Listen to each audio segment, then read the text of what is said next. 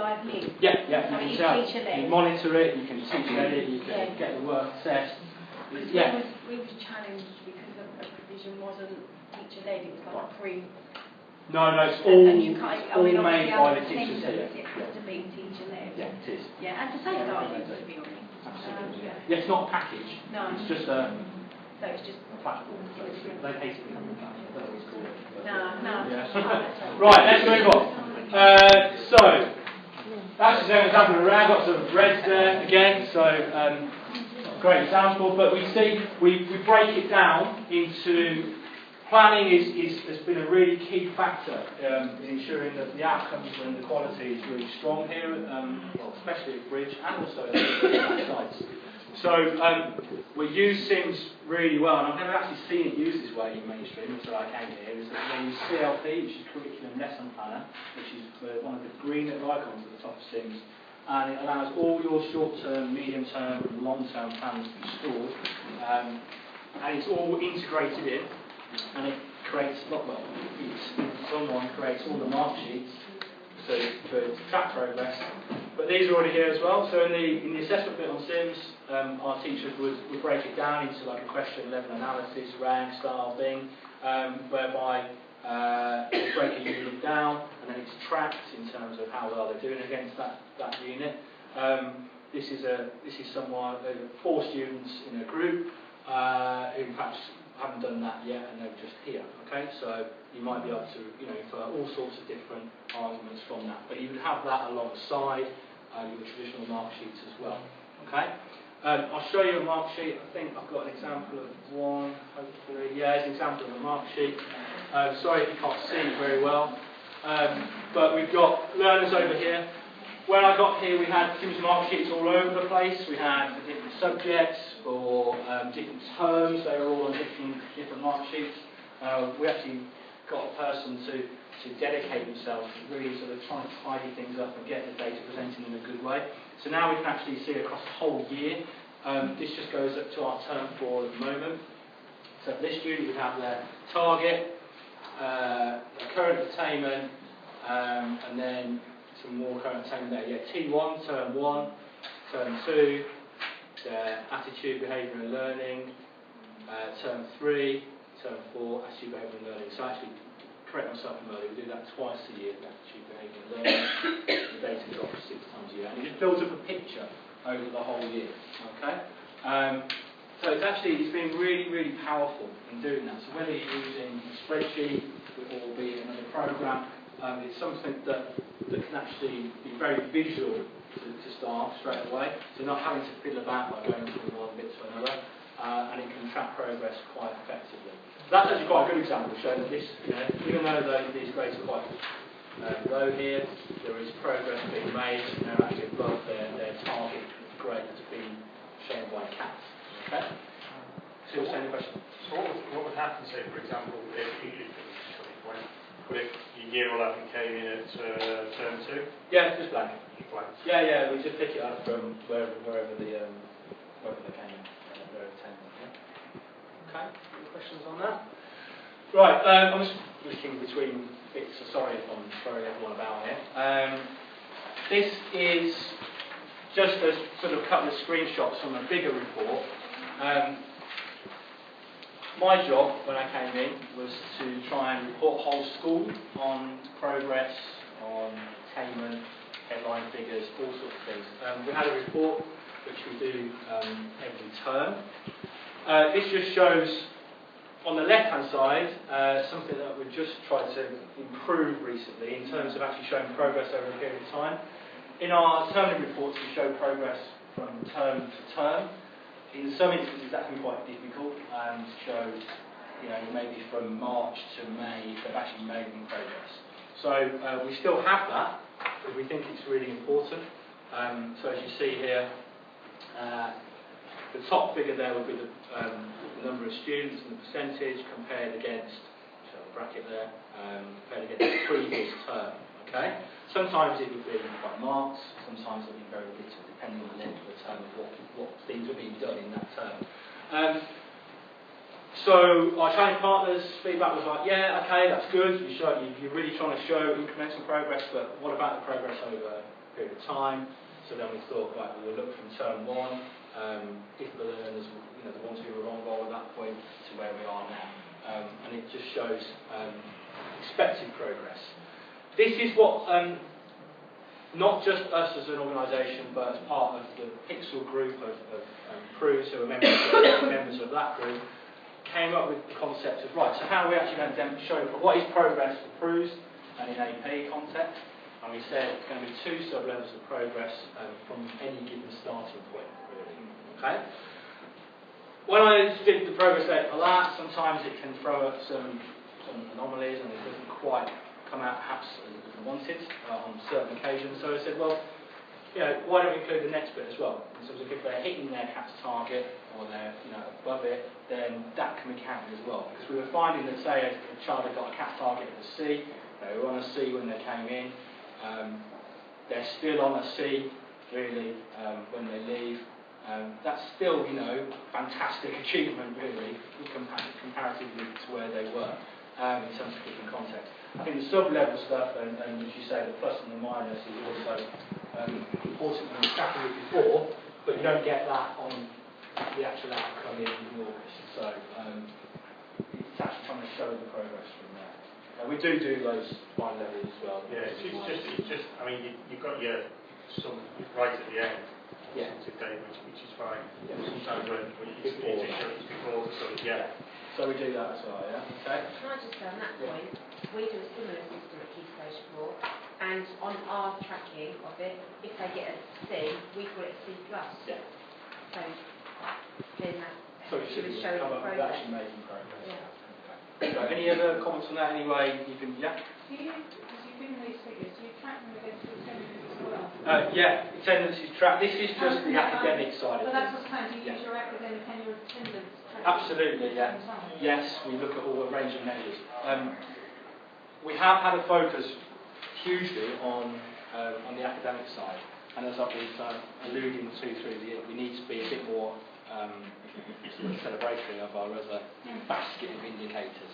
So that is going to be something that we're working on, definitely.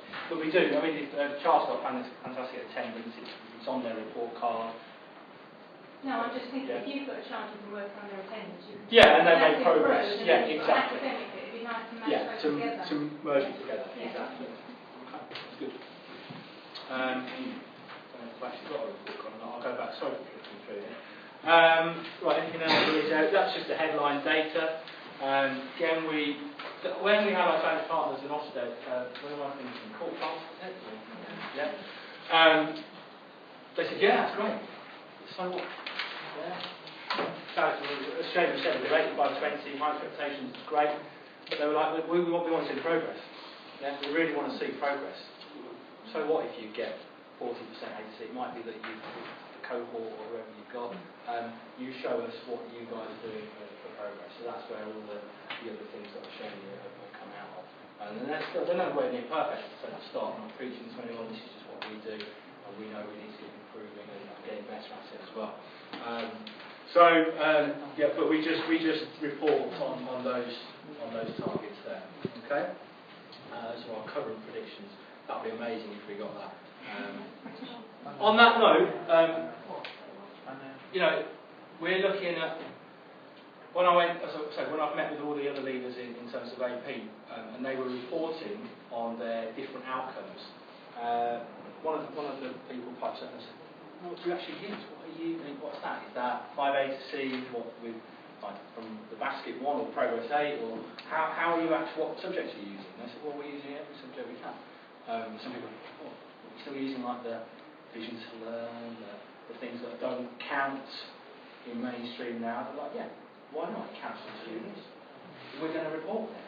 And fundamentally, that is the exact approach you've got to take. Just because nutrition and health, for example, doesn't count anymore for a mainstream school, it bloody well counts for that student, and you report it. And there's absolutely no shame in doing that. And also, you make up your own way of systems, and often it's quite like that. Absolutely. They're quite happy. They're not worried, but they're quite worried about it. We're doing BTEC sport with the diploma, still counts for 4, and we will report on that. So we've got, part of that 31% will be 3 students who will get 4 equivalents, and they'll get 1 more, and they'll ships out, but we'll report on Yeah, that. absolutely. We are accountable, of course we're accountable, but You can argue the case. well, you argue the case, and you say this is what our learners have got from us their time here, the progress we've made, and celebrate it. And that's coming from mainstream 12 months ago, that was quite difficult for me to sort of get my head around. I was mainstream for years before I came to the Indian crew section. And I wrote a set, my first set, and Ofsted came in, and she had a crew background, stuff like that, and she said to me, "You've got rays on line-itis." I said, "But I don't." She said, "Yeah, but I can see you're definitely mainstream, because all the tables, notice of progress and stuff like that." So, Yeah. you don't need it. You don't need it. it. Let's focus on the learning. I don't need to go exactly to you guys do it, so that's fine. Right, let's try and get through half these. So, that's all the stuff we do. Now I call it stuff. But the key point is what happens afterwards. I've only left 10 minutes for that, so I'll have to whiz through it. Triangulation of data, nice buzzword, but it's really important. So how you're doing progress, we talked about your ABLs. The other indicators we would include, it's about looking for the gaps, building up that picture of every young person. Whoever it may be it SLT, subject leaders, whatever position you are, you group the learners by the outcomes of your observations, and obviously you can interventions. So, in terms of interventions, what do we do? That's just an example of an intervention roadmap. You don't read it. It just maps everything we do across the year. It's updated on a regular basis. We sit down to a we cross it off and tick it. And yeah, it's done that. How does that go? There are reports on all behind all the different areas of that, looking at impacts and desired outcomes and where we can improve it. But that just helps us just to map what we do.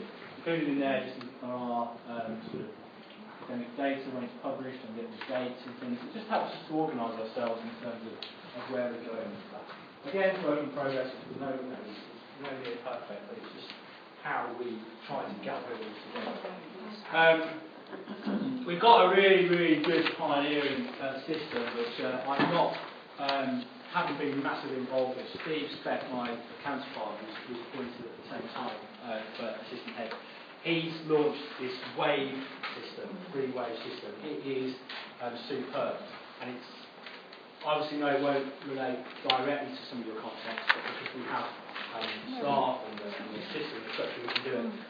Students all put in three different ways. It's based on the old sort of national strategies idea. But we've got and this has been massive in going off track in terms of data, but I think it's important to tell you in terms of the professionalisation of our learning support professionals, and going from LSAs, especially in places like we work in, we have big heavies walking the floor, picking off children as we go. That still happens, but they're in one of the waves as an LSP, and they're delivering all our interventions as well. So Lexio, literacy, manga hype, numeracy on their timetable. So we've managed to really raise the profile of our learning support professionals and really sort of get people working together. All students have dropped into one of these, depending on their need. As you see, you are in. If you're in wave 1, you are lower needs in terms of the intervention that is required. Medium, wave 2, and wave 3 will be your high needs, your statements, what they call now EHCPs, that sort of thing. Okay, and then we get more appropriate interventions on their timetable.